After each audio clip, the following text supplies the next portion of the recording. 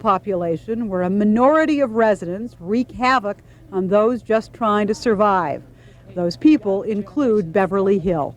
It's a lot of violence, a lot of gangs around here. There's cheaties and beaties, you know. So if you could change one thing here at CHA, it would be? The gangs. But it's gangs everywhere you go now, you know. A few blocks away in a Stateway Gardens apartment building, officers Say and Davis go about their daily rounds, checking abandoned apartments. As the officers check inside, a group of men gather outside. Officer Davis, these people all out on the hoods of the cars and in the parking lot, those are gang leaders? Yes, they are. They have lookouts up in the highest points of the building to see us when we come. They usually they do a series of whistles or scream out 5-0 or Robo. And what do they call you again? Robos. Like RoboCop? Exactly. Or 5-0. Hawaii 5-0. Exactly.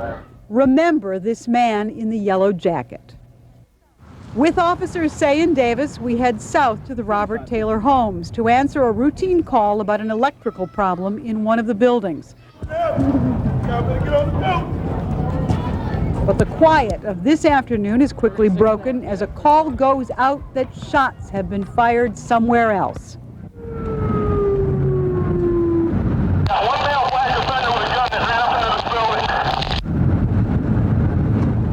The Dan Ryan Expressway provides a fast route north from the Taylor Homes back to Stateway Gardens, where we just were and where a shooting has just occurred.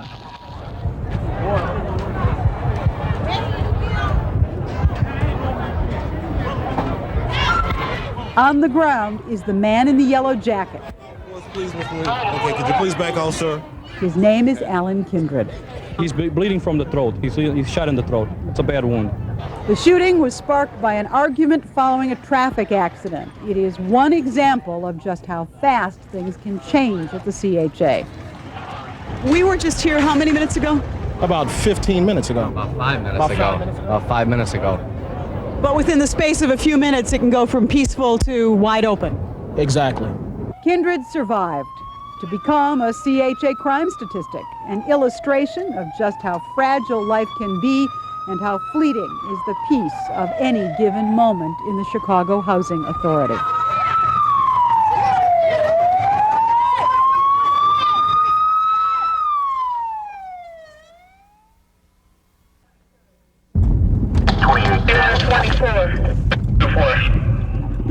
Well, we are always on the guard against anything that might happen. So whether it's night or day, we always on the guard. On guard because violence gives no notice here at the CHA, and so residents are on a 24-hour alert. They have no other choice. We can't live in fear all of our life. This is a place where we have to stay, we have to raise our children. Lily Webb is one of 900 residents who belong to the Tenant Patrol. If I have to die for a cause, I will die for a cause. I'm not afraid of no one. But hidden by the night and sheltered by the buildings at the CHA, even the fearless lack the opportunity to confront their enemy. The violence can be everywhere and still unseen.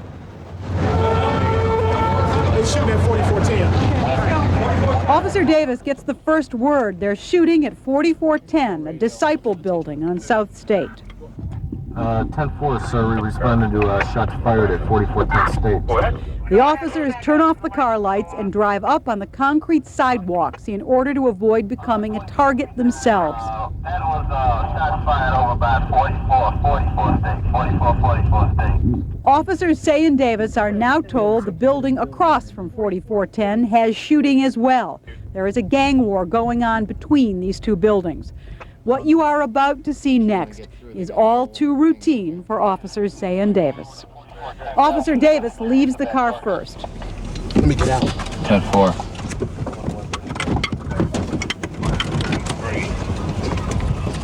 Moments later, we follow. As shots ring out, we head for the building.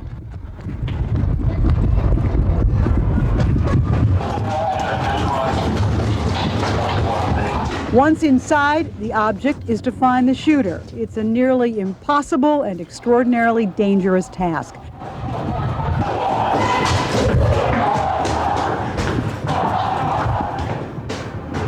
The chase takes us to the 5th floor, and once again, a shot is fired.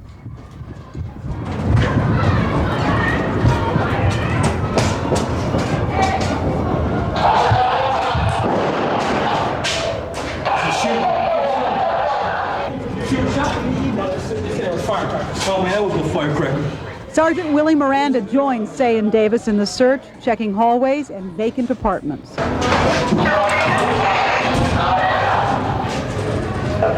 on 6. We're coming down. Stick close with us. I don't want you guys to get hurt.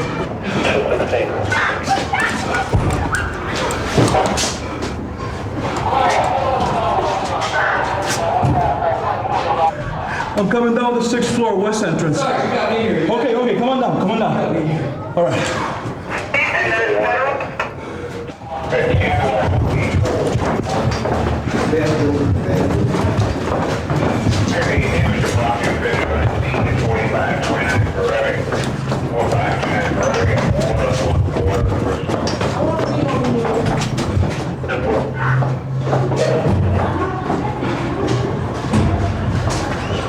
So you're hang on.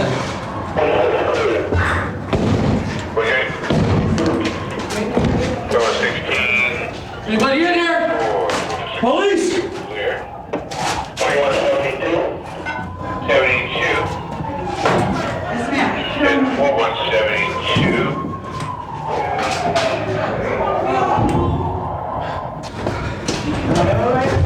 Watch your head. Watch your head. Watch your partner. Don't leave him until you get your partner. Yeah. Dave, where you at? After 6 minutes, the search proves futile, and the circumstance within the building is deemed too dangerous to search further. Coming out now, Wendy. Walk next to us. Coming out of the building now. Get out of here.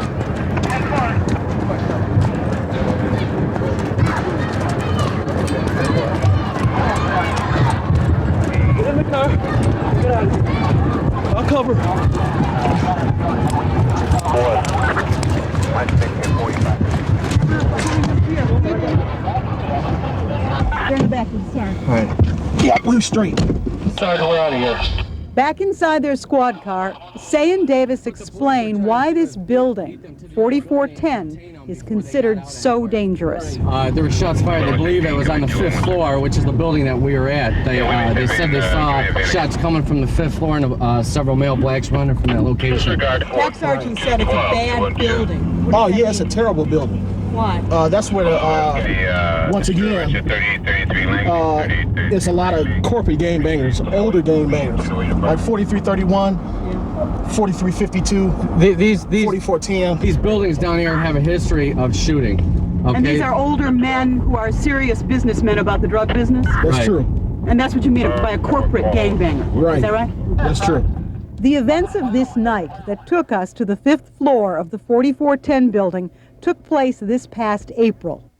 It would be just 2.5 months later that same building, same floor, 13-year-old Arthur Lee Williams Jr. would die because once again, somebody, somewhere in here was shooting.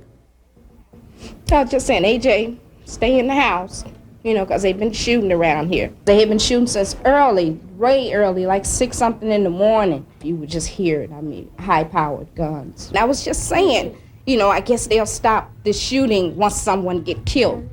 And I had no idea that it would be my son. Y'all can go to school. I've been waiting. I'm finna go get my coffee. And then y'all walking or y'all want to get in the car? The tree-lined Lincoln Park neighborhood in Chicago with its old brick and new buildings. The northwest suburb of Schaumburg with its houses and condos and well-cared-for lawns. Each community is the same size as the area patrolled by the CHA police, but the quality of life and the quantity of crime are radically different. If you took the same amount of crime and put it in another community of the same size, it would be an outrage. Hosea Crosley is the chief of the CHA police force. More than that, he is himself a child of the CHA, raised in the Ida B. Wells homes in the 1950s. It was a different kind of life then. When I grew up in public housing, most of the families had a father at home. You know, most of the parents, they were working families. They weren't on welfare. So it's a completely different type of atmosphere. We were responsible for cleaning up our own areas, and that's something that doesn't happen now. But in the last 3 decades, the policy governing public housing changed. In the late 50s, when the age of dependent children came about, and the only way you could get it if there was no father in the home. And it drove the men away. It drove the men out. I mean, if you don't have a job and you can't support your family, the only way they can get food is for you to be out of the home, then you have to leave. Vince Lane is the chairman of the Chicago Housing Authority. Public policy has fostered a sense of dependency for the last 3 generations. So you've got Children are under the age of 15, and 3 out of every 4 households are headed by a single mother. Most who live here, according to Chief Crosley, want only to live in a safe neighborhood.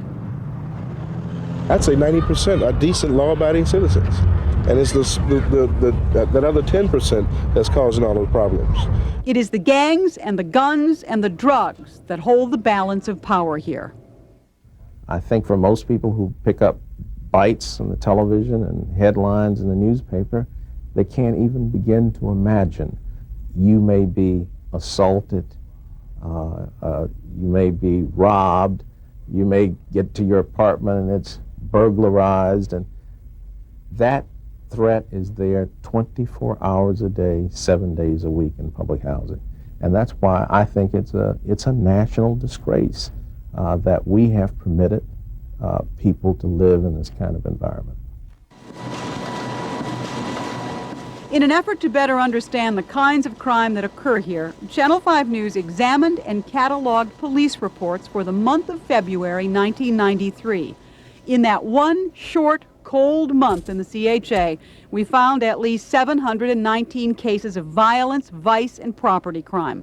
Among them, 2 homicides, 5 criminal sexual assaults, 36 assaults, 203 batteries, 55 thefts, 95 crimes of criminal damage to property, 35 robberies, 50 burglaries, and 135 drug crimes.